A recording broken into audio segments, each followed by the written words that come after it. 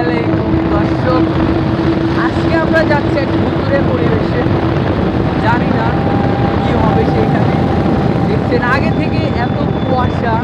আমরা মোট 4 জন আছি, মোটরসাইকেল করে যাচ্ছি সেই ভূত বাংলোতে।